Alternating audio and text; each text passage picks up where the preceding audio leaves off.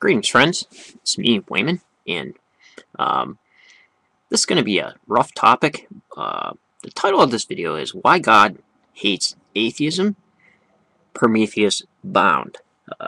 So I got a beer, and I put some boobs on the video to hold your attention for those with short attention spans.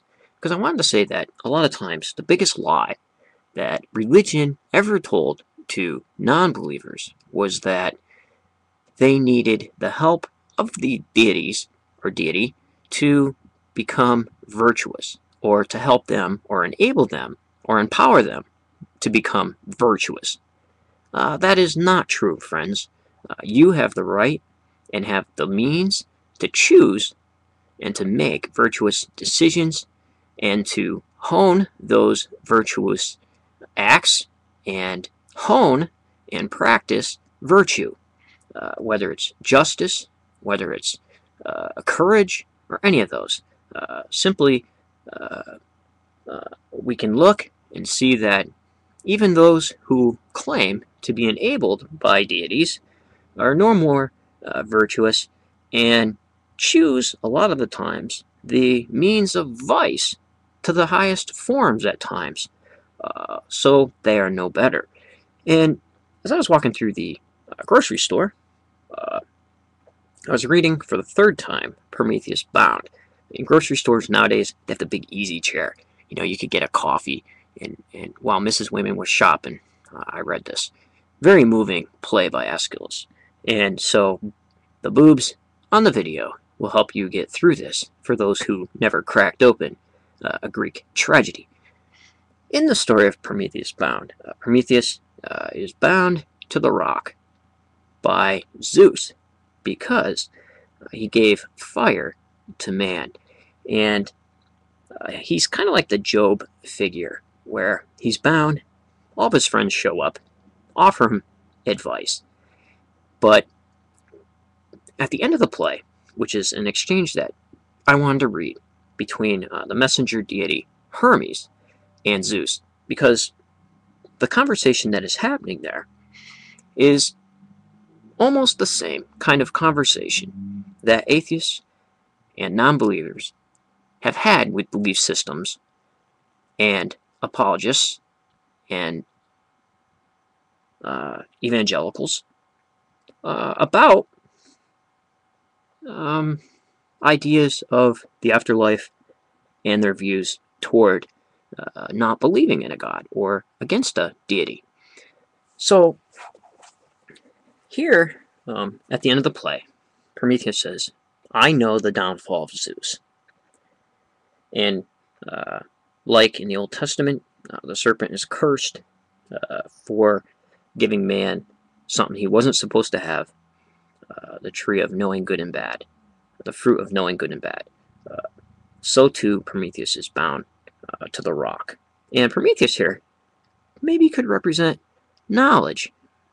So, here we go. Hermes comes in because he wants to know the name. He's sent by Zeus. Who's going to topple me? Because Prometheus is kind of like this prophetic deity who's been there from the beginning, and he knows everything. Apparently Zeus doesn't. Now Zeus is worried. Basically, Kronos was killed by Zeus, his son, so Prometheus says, same for Zeus. A son will kill him. But he doesn't give up the name to Hermes to go back to tell Zeus. So here, Zeus comes down, threatens him with hellfire, and Prometheus responds. And I want you to pay close attention to Prometheus' response. I will put the link to this excellent play by Aeschylus in the bottom, in the details section, so you can look at this for yourself. And pardon my reading. Hopefully the boobs will get you through this. So here's Hermes. I've said too much already, so I think and said it to no purpose. You are not softened. Your purpose is not dented by my prayers. You are a colt new broken, with the bit clenched in its teeth, fighting against the reins and bolting. You are far too strong and confident in your weak cleverness. For foolishness, standing alone, is the weakness of all things, in one whose mind is not possessed by wisdom. Think what a storm, a triple wave of ruin will rage against you, if you will not hear me, and no escape for you. First, this rough crag, with thunder and lightning bolt of Father, shall cleave asunder, and shall hide your body wrapped in a rock, clasped with its depth. A tedious length of time you shall fulfill before you see the light again returning. Then Zeus's winged hound, the eagle red, shall tear great shreds of flesh from you, a fester coming unbidden every day. Your liver, bloodied to blackness, will be its repast. And of this pain do not expect an end until some god shall show himself successor, to take your tortures for yourself, and willing to go down into the lightness Hades, and the shadows of Tartarus depths. Bear this in mind, and so determine. This is so fain to boast, but spoken with too much truth. The mouth of Zeus does not know how to lie, but every word brings fulfillment. Look you and reflect, and never think that foolishness is better than prudent counsel. So here we have the Jesus idea, somebody to take our place, to go into the underworld, and to bear that burden and the torture. So, Greek tragedy definitely influenced New Testament theology in a major way. Next, chorus. Hermes seems to us to speak not altogether out of season. He bids you leave your foolishness and seek a wise counsel. Hearken to him. Shame it were for one so wise to fall in error. Prometheus replies, before he told it to me I knew his message, but there is no disgrace in suffering at an enemy's hand when you hate mutually. So let the curling tendril of the fire from the lightning bolt be sent against me. Let the air be stirred with thunderclaps, and the winds in savage blasts convulsing all the world. Let the earth to her foundations shake, let yes to her roots before the quivering storm. Let it confuse the paths of heavenly stars and the sea's waves in the wild surging torrent. This my body let him raise on high and gash it down again into the underworld with rigorous compulsive eddies. Death he cannot give me. Hermes replies, these are a madman's words, a madman's plan. Is there a missing note in this mad harmony? Is there a slack chord in this madness?